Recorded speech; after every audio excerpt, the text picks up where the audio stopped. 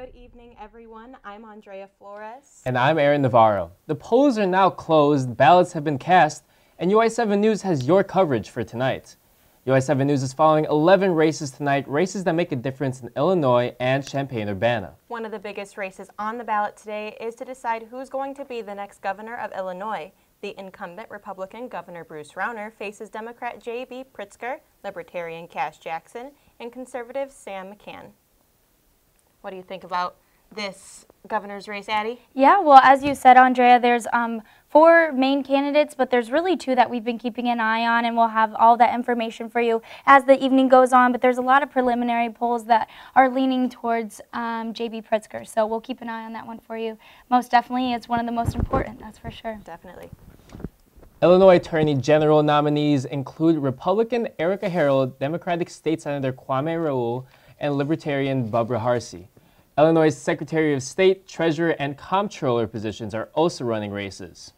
What do you think about that, Addie? Yeah, definitely. Well, Erica Harold is definitely an important candidate to watch. Actually a U of I grad and also a graduate of Harvard Law School, so she's coming to with a lot of experience to this election. Her opponent, just recently got a $1 million donation from Speaker Madigan right now, and so that's kind of been interesting to watch. And the Attorney General kind of overall just serves as kind of the people's lawyer, so that's definitely an important role. And if Erica Harold gets this position, it's going to be very interesting to see what happens with having a mostly Democratic presence in Springfield right now. So and the winner will replace Lisa Madigan. Correct. Who's been there for a while. Correct. Right? Yeah, she decided not to run for re-election shortly after Erica Harold announced that she was running for election. So that'll definitely be an interesting one to watch. And like I said, we'll bring all that info for you as the evening goes on. Looking forward to it. Yes.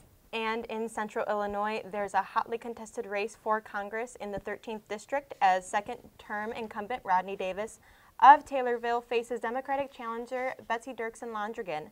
Out of Illinois' 18 seats in the United States House of Representatives, there are currently 7 Republican seats and 11 Democratic that are open.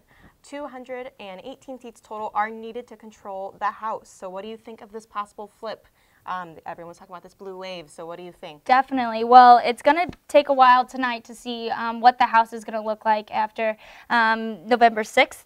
Even it's going to take a couple of days probably, but definitely the 13th District is one to keep an eye on. If Rodney Davis does get reelected again, it's going to be a very close margin that he does. But just a little bit about the 13th District of Illinois itself. There are there's 18 districts in Illinois, but there's 14 counties in the Illinois 13th District. So there's a lot of area to cover, and we'll definitely keep an eye on that one because it's a very important House race, both in Illinois, but then obviously, like you said, all across the country. The House is a big race to watch. Definitely. We're also keeping tabs on Champaign County's offices. Republican Gordy Holton and Darlene Kluppel face off for the new county executive position.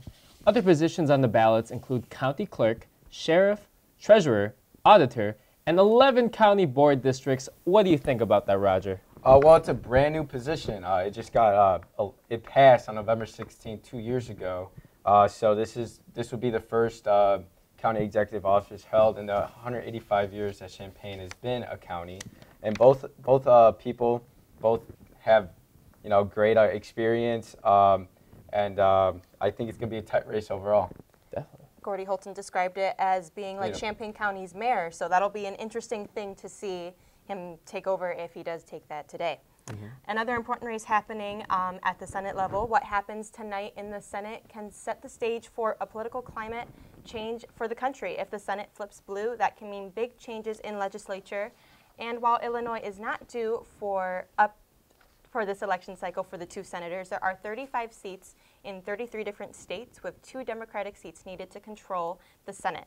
And how that turns out could impact us here in Illinois. Yeah, so the Democrats are actually on the defensive. They're defending 26 seats. 10 of them are seats in districts that Trump won.